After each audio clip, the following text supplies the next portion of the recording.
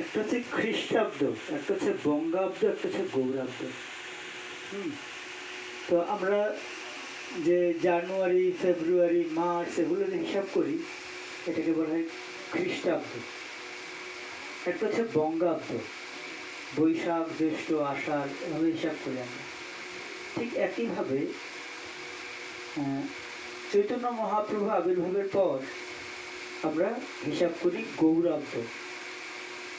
যারা তিলক করেন আপনারা দেখবেন, কেশবায় নম, নারায়ণায় নম, মাধবায় নম, গোবিন্দায় নম, বিষ্ণুবে নম, মধুসূদনায় নম, ত্রিবিক্রমায় নম, বামনায় নম, শ্রীধরায় নম, ঋষিকেশায় নম, পদ্মনাভায় নম।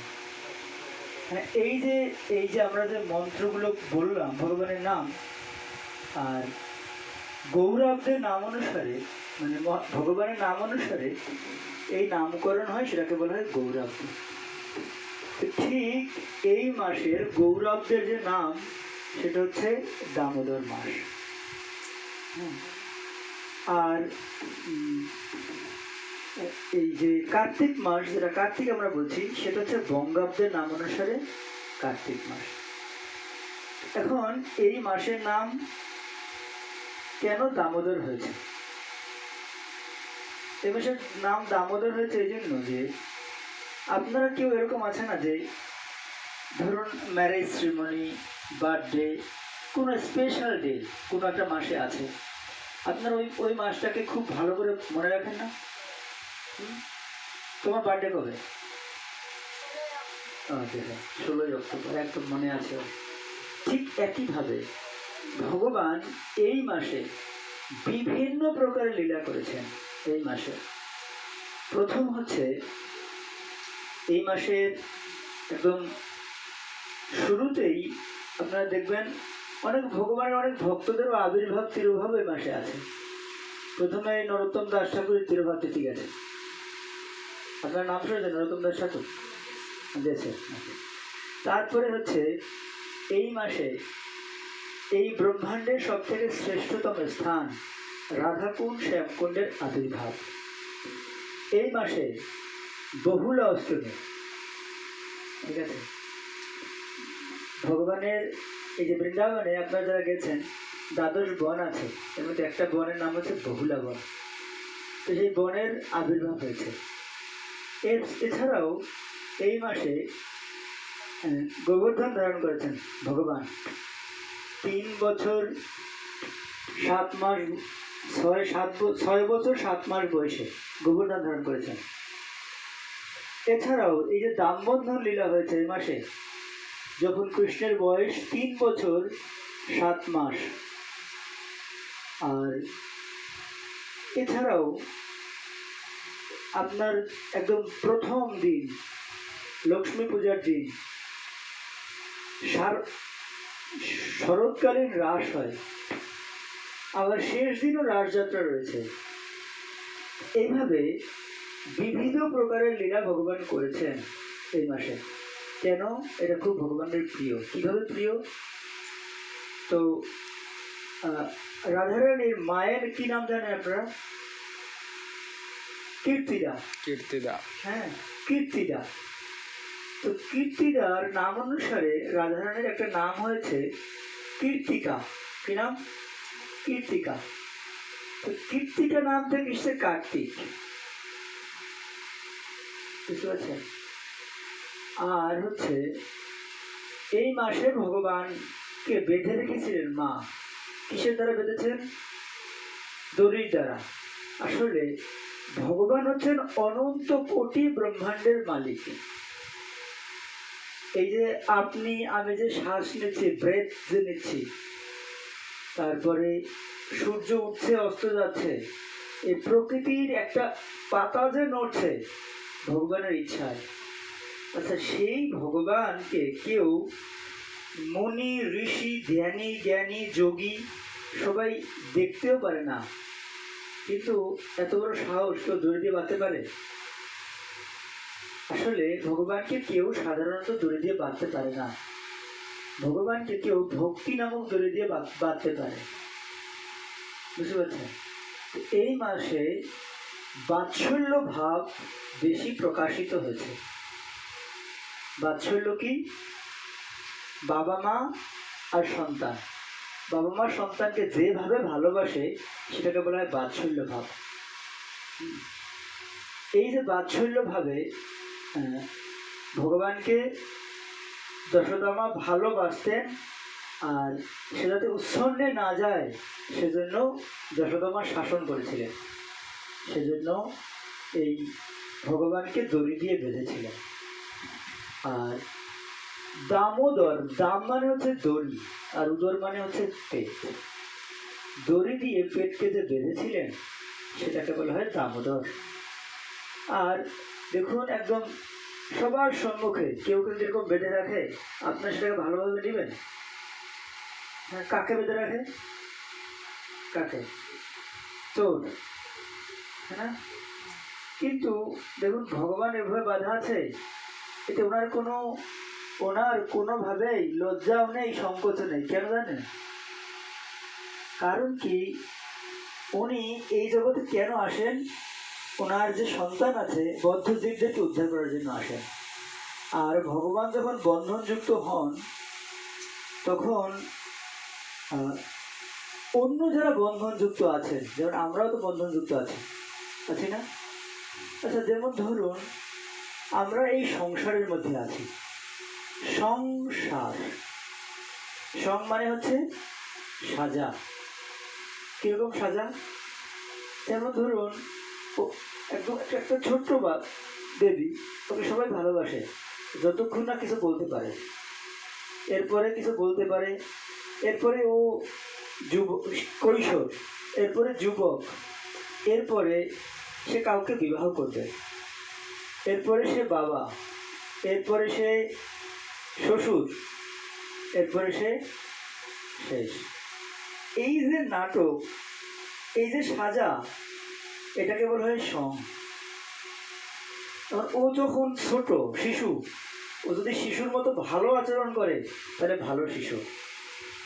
এবারে ও যখন স্টুডেন্ট, ও যখন ভালো রেজাল্ট করবে যদি, তাহলে ভালো ছাত্র। এবারে যদি ও যখন ভালো চাকরি পাবে তো ও ভালো সার্ভিস হোল্ডার। ঠিক আছে? এবার ও যখন বিবাহ করবে, আমার স্বামীটা অনেক ভালো, কেন? সে আমার কথা শুনে, যদি হয় তাহলে ভালো। এবারে যখন সে আবার বাবা হবে, সন্তান বলবে আমার বাবাটা ভালো, কেন? আমার বাবার রোলটা ভালো প্লে করছে, সেজন্য ভালো। তো আপনারা হয়তো বুঝতে পারছেন এই যে এক একটা স্টেপে যে সে এক একটা ধরনের অভিনয় করছে, এই যে অভিনয়ে যে যত এক্সপার্ট, যে যত দক্ষ, তাকে বলা হয় ভালো। এটাকে বলা হয় সং। আর এখানে সারটা হচ্ছে এটাই যে আপনি যত ভালো করেই সাজেন, আপনি কাউকে সন্তুষ্ট করতে পারবেন না। এটাই হচ্ছে সার। বুঝতে পারছেন? এটাই হচ্ছে সংসার। তাহলে এখন সবাই সংসারের মধ্যে আছে। এটাকে বলা হয় জগৎ সংসার। এর মধ্যে সবাই আছে, আপনি আমি, একদম আট টপ টু বটম সবাই। তাহলে এই যে সংসারের মধ্যে আছে, এর মধ্যে থেকে যদি কেউ, এই যে দেখুন ভগবান দামোদরকে বেঁধেছেন, দামোদরের কোনো প্রকারের কি এরকম নাই যে সে লজ্জা পাচ্ছে আমাকে এরকম বাধা হয়েছে কেন, বরঞ্চ ভগবান এতে সন্তুষ্ট হচ্ছেন, আমার ভক্ত আমাকে দড়ি দিয়ে বেঁধেছে। ভগবানের একটা নাম ছিল গোপীনাথ। উনি তার ভক্তের জন্য ক্ষীর চুরি করলেন, এর ওনার নাম হয়েছে ক্ষীর চোরা গোপীনাথ। ক্ষীর চোরা গোপীনাথ ভালো না? কেউ যদি বলে চোরের ছেলে, কেমন লাগবে শুনতে? ভালো লাগবে? ভালো লাগবে না? তাহলে ভগবানের ভালো লাগে? ভগবানের ভালো লাগে কেন জানেন? তার ভক্ত তাকে তার জন্য চুরি করেছে। আমি আমার ভক্তের জন্য চুরি করেছি, আমি আমার জন্য চুরি করিনি। আমার ভক্ত আমাকে দড়ি দিয়ে বেঁধেছে ভক্তির দ্বারা, এটাই তার কাছে ভালো লাগে। তো এখন কথা হচ্ছে যে এই যে ভগবান বন্ধনযুক্ত আছে, আমরাও বন্ধনযুক্ত আছি। এখন এই মাসে বিশেষ মহিমাটা হচ্ছে এটাই, আমরা ভগবানকে 1 মাস বেঁধে রেখে ভগবানকে একটা প্রদীপ দেখাচ্ছি, একটু কীর্তন করছি, বা কেউ একটু ভালো হরিনাম করছে, তাতে লাভ কি? ভগবান যেহেতু বাধা আছে, আমরাও যেহেতু বাধা আছি, কারো যদি পেট ব্যথা হয়, আর যার পেট ব্যথা একবার হয়েছে সে আরেকজনের পেট ব্যথার তরফটা বুঝে কেমন? কারো যদি দাঁত ব্যথা হয়, হ্যাঁ, আর একজন বুঝবে না যদি না কারো হয়েছে। ঠিক ভগবান এই সময় অনেক ডিসকাউন্ট করে দেয়, আমিও বাধা আছি, তোমরাও বাধা আছি, তো তোমরা মুক্ত হয়ে যাও। বুঝছে কি প্রমাণ? কুবেরের দুইজন পুত্র ছিল, কুবের আত্মযৌবদ্ধ মূর্তৈব যদ্ভৎ তয়া মৌচিত ভক্তি ভাজৌ কৃতৌচ।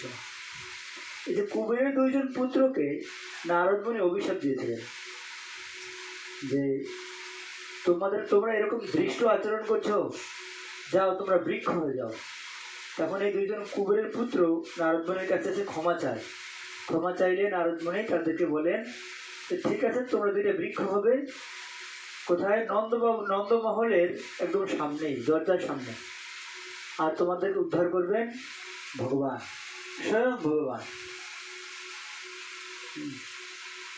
এই যে আমরা দেখলাম ভগবান দুইজন অপরাধীকে উদ্ধার করলেন। আমরাও তো অপরাধী, আমরা কিভাবে উদ্ধার পাবো? আমরা প্রতিনিয়ত করছি না, ভগবানের নিয়ম মেনে চলছি না, তাহলে আমাদের উদ্ধার কিভাবে হবে? সেই জন্য ভগবান এরকম বন্ধনযুক্ত আছে। এখন আপনি বাজারে ডিসকাউন্ট চলতে ধরুন, হ্যাঁ, এই দুর্গা পূজায় ডিসকাউন্ট দেয় না? দিয়েছে? দুর্গা পূজায় ডিসকাউন্ট দেয়, দেখবেন 60%, 70%, 80% ডিসকাউন্ট। যদি মায়েরা এমন হয় আমি একটা শাড়ির দামে দুইটা কিনতে পারবো, তাহলে কি করবে? একটা কিনবে না দুইটা কিনবে? বুঝছো, কিনবে, কিন্তু দুইটাই না, আরে তাড়াতাড়ি চলো আর কয়েকটা কিনা যায় দেখি। হ্যাঁ, গহনাও যদি কমায় দেয় দাম, তাহলে কি করবে? কিনবে না। ঠিক এই সময় আপনি যদি একটা প্রদীপ দেখান, তাহলে ভগবানকে 1000 প্রদীপ দেওয়ার মতো সমান হবে। তাহলে কি হবে? এখন করা উচিত কিরকম? হ্যাঁ, যদি আপনি এক মালা হরিনাম করেন, তাহলে 1000 মালা জপ করার মতো হবে। এখানে কেউ আছেন 16 মালা জপ করে?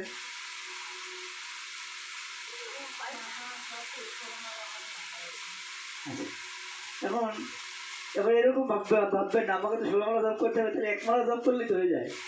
এই পাশে যেরকম বিশাল সার আছে, হ্যাঁ, 1 মালা করে তো 1000 মালা হবে, তাহলে আমার 16 মালা করার দরকার কি? এরকমটা না।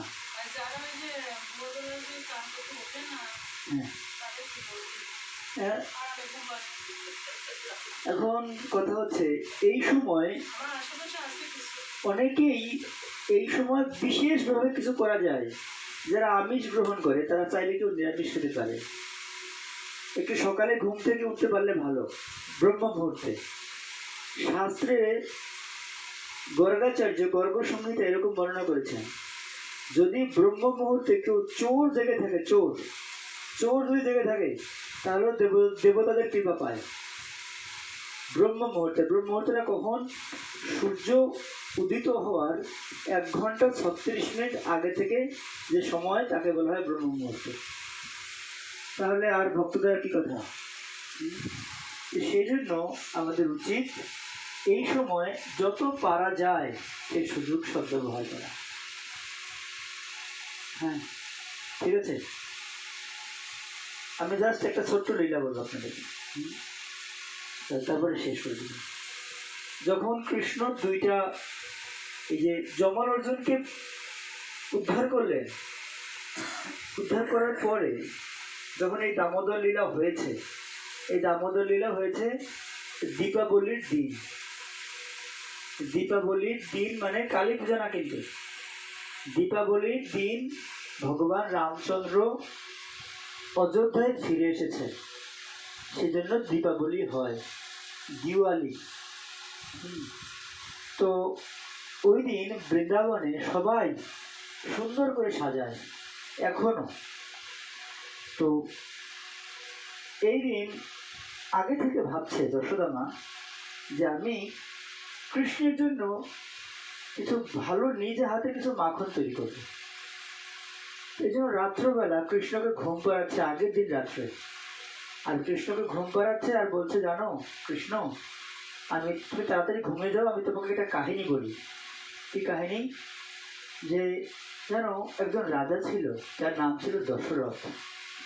তার একটা পুত্র ছিল, তার নাম ছিল রামচন্দ্র। যে তাকে দেখতো সবাই মোহিত হয়ে যেত তার সৌন্দর্যের দ্বারা। আর সাথে সাথে কৃষ্ণ বলছে, মা দাঁড়াও, আমি তো জানি এটা। কি জানো তুমি? হ্যাঁ মা, এরকম রামচন্দ্রের একজন স্ত্রী ছিল, তার নাম ছিল সীতা। সে হারিয়ে গেছে, আর এই রামচন্দ্র বনে বনে খুঁজছে, হা সীতা করে, একটা স্ত্রী পাগলের মতো। দেখো এটা কি ভালো হয়েছে? তখন সীতা মা মানে যশোদা মা অবাক হয়ে গেলেন, আরে এটা তোমাকে কে বললো? সে নন্দ মহারাজের কাছে গেছে, আচ্ছা এই কৃষ্ণকে কথা কে বলেছে? না আমরা তো বলি নাই। তাহলে কৃষ্ণ কিভাবে জানলো? তখন নন্দ বাবা বললেন যে কৃষ্ণ, গর্গমুনি বলেছিলেন যে কৃষ্ণ এর পূর্বে এরকম পিতবসন ছিল তার। সে ভগবান রামচন্দ্রের মতো শৌর্য বীর্যের পারদর্শী ছিল। সে নাম বলেনি, সে রামচন্দ্র এটা সে বলে না। কেন? তাহলে তার ভালোবাসাটা ম্লান হয়ে যাবে না? তো এখন এই যে বললেন, সকালবেলা উঠে যশোদা মা রান্না করতে গেলেন, কি মাখন তৈরি করতে গেলেন।